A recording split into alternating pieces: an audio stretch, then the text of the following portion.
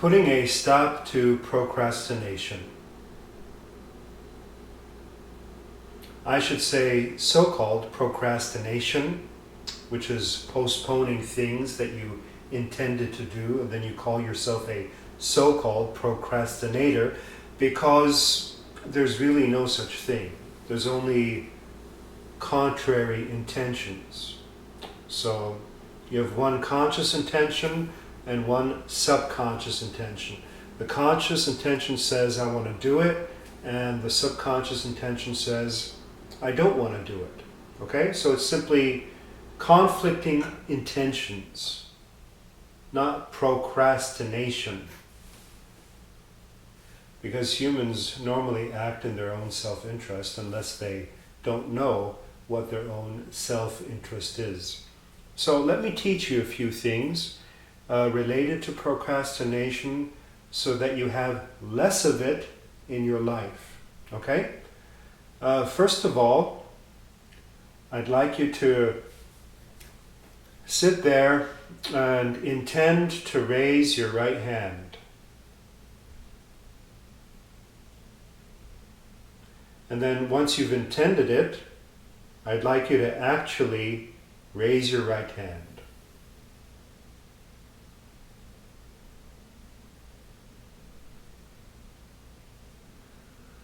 And then I'd like you to intend to lower your right hand.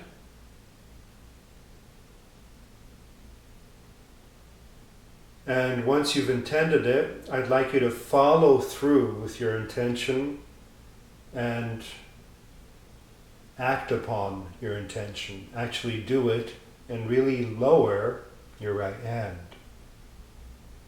Wow. And it seems so ridiculously simple, doesn't it? It is simple. It is that simple. That is the cycle, the normal cycle of action. You think it, or you decide it, or you verbalize it, or you intend it, and then you act it out. You do it, and then something happens. Then you have results of your action.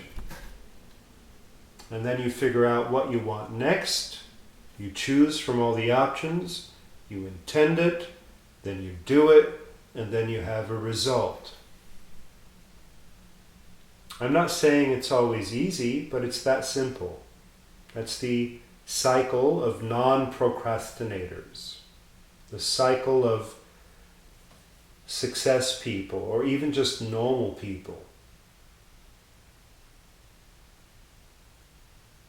So, let's do it again. Verbally intend to stand up.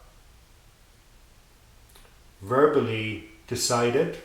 I now stand up, and then do it.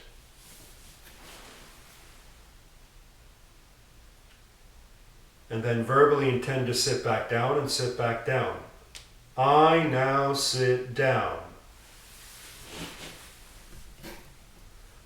You see, there was no procrastination there. I said I was going to do it, and then I did it. And the more I do that, the more my subconscious believes that my word has power, my word is valid, my word comes true. So the more true to your word you are, the more power. And every time you break your word, you break your intention, you abort your intention, instead of manifesting it, the more you lose power. And a lot of people do that. They have a lot of spiritual or mental abortions. You know, they say, I'll be there at 6, and they're there at 6:30. So that's a mental abortion. They intended it, they sent it out into the world, but then they cut it off and did something different. Say one thing, do another. Say one thing, think another. And in this way, people are split, and they become so-called procrastinators. And it's really as simple as that. Even if your situation may be bigger or more complex or more traumatizing or whatever, it all boils down to intention and action. Okay? And this is how, let's examine how procrastinators do it. They make an intention, I will now raise my arm. And then they don't do it.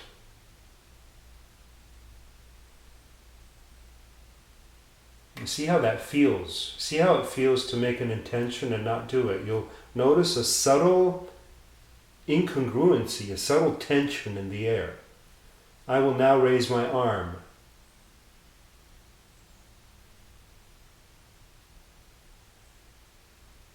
You see, it's actually two intentions there. Though one is not verbalized, one is subconscious. There's I will now raise my arm, and there's another one saying, no, I won't. It's like you have several identities within yourself, but who's the boss? Where's the boss? Okay, and what a procrastinator usually then does is they criticize themselves, right? So, I will now raise my arm. And then they don't do it, and then, again, you didn't do it. You're such a loser. Okay, what's wrong with you? Why aren't you doing it? Why aren't you raising your arm? You said you would. So there's this inner drill sergeant, or this inner strict parent. So there's three layers already. The intention, the counter-intention, and then there's another intention that's criticizing it all. Another viewpoint. So now we already got three people. Where's the boss? Again.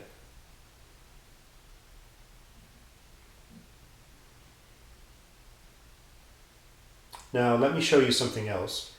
Make the intention to stand on one leg, mentally or verbally.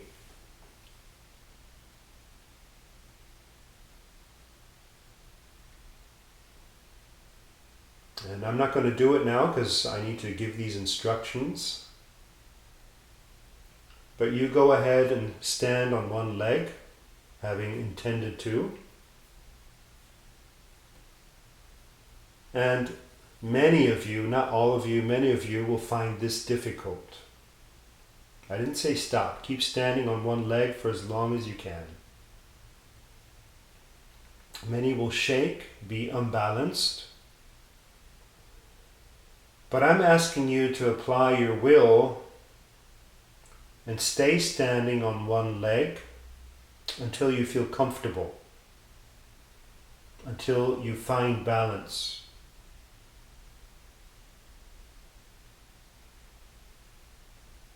And only once you feel comfortable, somewhat comfortable with it, once you can handle it, release and stand on two legs again, or sit back down.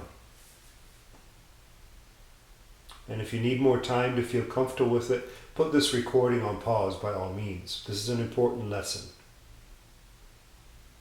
Okay, so what's the lesson? It's that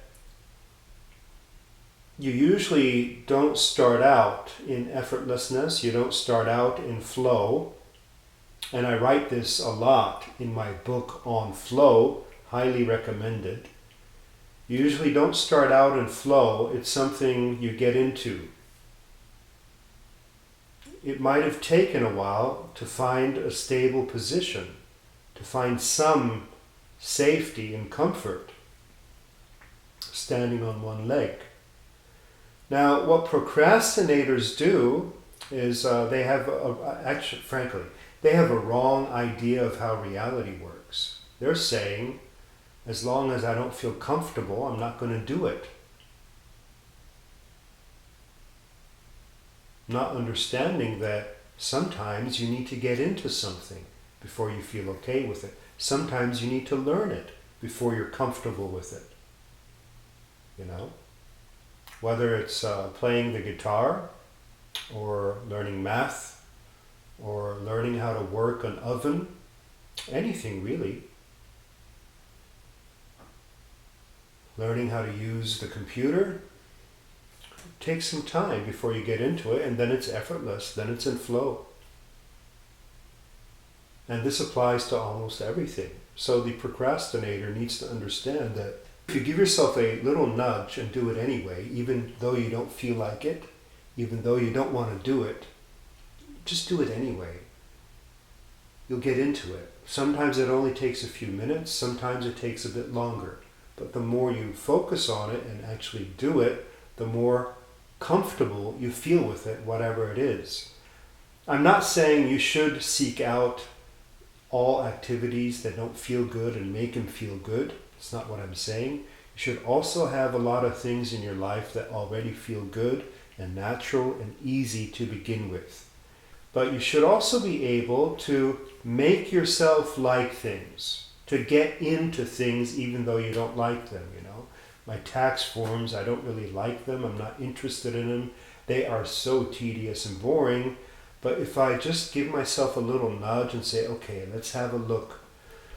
Okay, Then after 15 minutes, you know, I'm kind of into it and I want to finish it. I'm no longer easily distracted. If I'm easily distracted, I'm not into it yet. I'm still resisting. Another thing, when you criticize yourself for procrastinating, that implies you're going to procrastinate again. So self-criticism implies future repetition. Because if it's not going to happen again, there's no point in criticizing yourself. You just observe the facts as they happen and you try better next time. You know, I lose a match, I lose a sports match. Instead of putting myself down, I observe the facts, things that I did well, things I didn't do so well, and I try better next time. But if I'm busy criticizing myself, I can't observe, and then I can't learn, and then I can't do better next time. So self-criticism and really putting yourself down like some kind of idiot blocks the ability to learn from your mistakes and do better next time. There's absolutely no point in guilt, no point in shame, no point in these lower consciousness vibrations at all. You know, you simply realize, okay, that was a mistake. Next time, I'd like to do this and this instead. And that's how self-improvement works. You know, yes, I'm saying you don't need guilt or shame. Society will tell you you need guilt and shame, otherwise you're going to do bad, you know, but that's just not true. You're more likely to do bad with shame and guilt, because these energies drag you down to a level where you're not worthy, and then you're going to act like you're not worth anything, and so forth. You can observe the inner drill sergeant that's putting you down, the inner mother or father, you know. Maybe you can see that person that's criticizing all the time. You're an idiot, you're a fool, oh, you're so dumb, oh, you should have, you must. Can you see that within yourself if you close your eyes?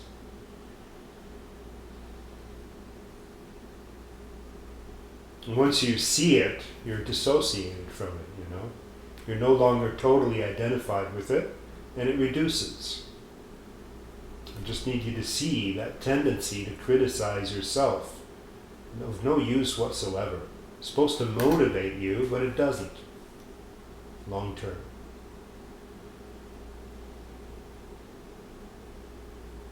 Just tell that self-critic right now to leave, to go home. Give it a rest for the day. Bye-bye.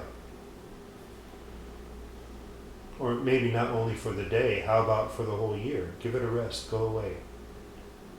Or maybe for life. Or forever, just go away. You can say that, you can command that, and it'll be so. You're the boss of your inner world, don't you know? You're the boss of your universe.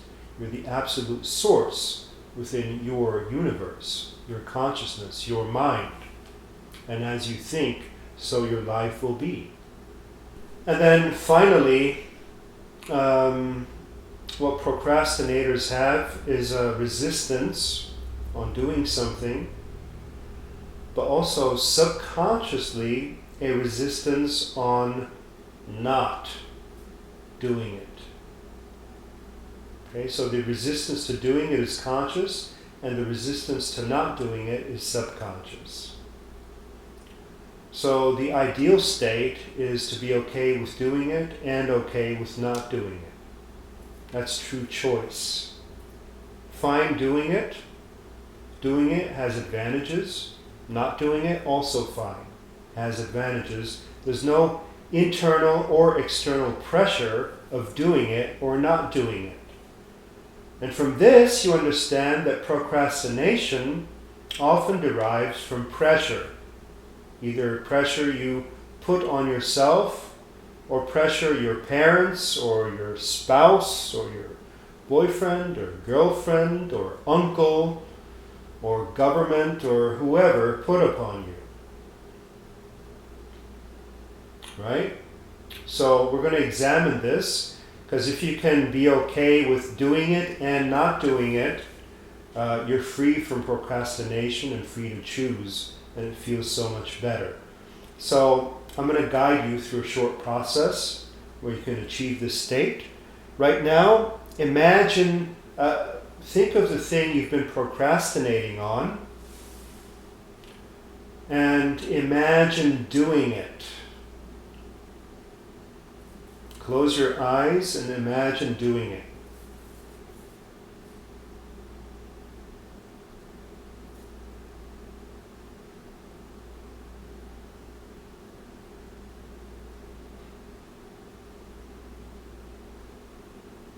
And notice how there's a subtle resistance to doing it, an aversion, a boredom, a no, a slight pressure to doing it, or maybe a big one, what do I know?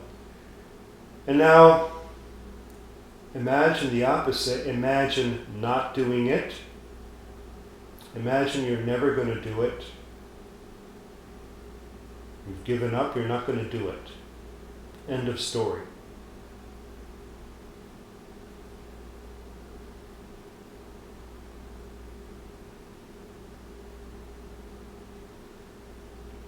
And if you're honest with yourself, you'll notice a resistance to that also.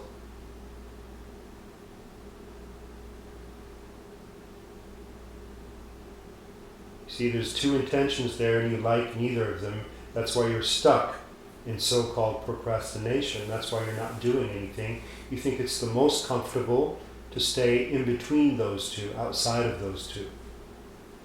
But that's not really the most comfortable, it's the most uncomfortable. You just think it's the most comfortable. It's actually a torment, because you think you need to do one of these, not do it or do it. Okay? So once again, imagine doing it. And just try to relax with doing it, as if it's okay to do it. As if it's acceptable.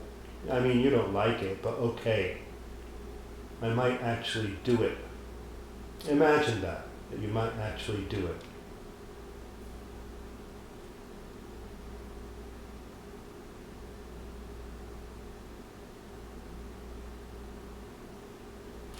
Try to release your resistance as best you can, and just imagine doing it. And then go to the opposite and imagine not doing it. And as best you can, be okay with that, as if it's okay not to do it. Yeah, all right, okay, I could imagine that I might not do it, you know. And so what? You might not like it, but, you know, so what? What if I just don't do it?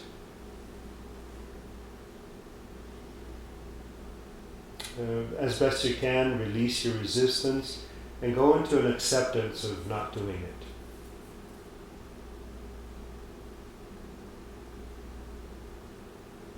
And if you need more time, by all means, put this recording on pause. I'm just going to continue now.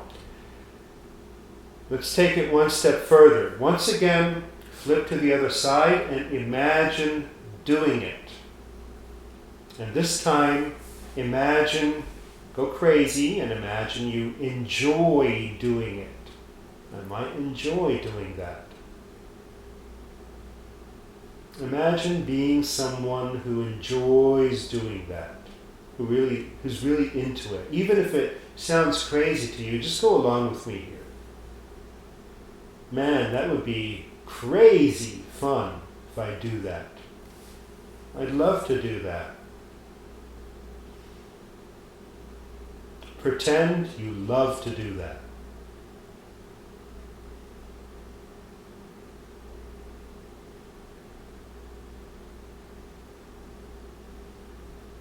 And then let's go to the other side and imagine not doing it and enjoying not doing it. As if you really love and appreciate not doing it. You're totally into that. Oh yeah, let's not do it and be totally free not to do it. Love it.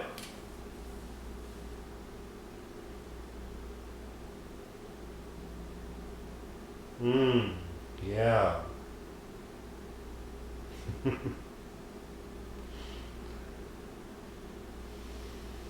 And then shift back to doing it. Imagine doing it. And enjoy that. Enjoy doing it in your imagination. Luckily, your subconscious doesn't know the difference between reality and imagination, so your feelings already changed. You've already experienced some therapy in these regards. And then shift back and imagine not doing that, not doing the thing you've been procrastinating on, and enjoy that, love that. So that now it feels good to do it and feels good not to do it. I can see why it would feel great not to do it and why it would feel great to get it done. And just for good measure, imagine not deciding yet and being fine and okay with that as well. It's great to do it, great not to do it, and it's also great not to decide yet. Whew, what a relief. Now open your eyes. How does that feel?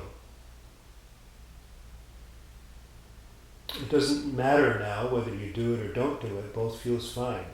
It does not really matter. And that's actually a position of true choice without being coerced by other people, pressured, without putting all these expectations upon yourself. A state of choice is a freedom where you could go this way or that way and it's both fine.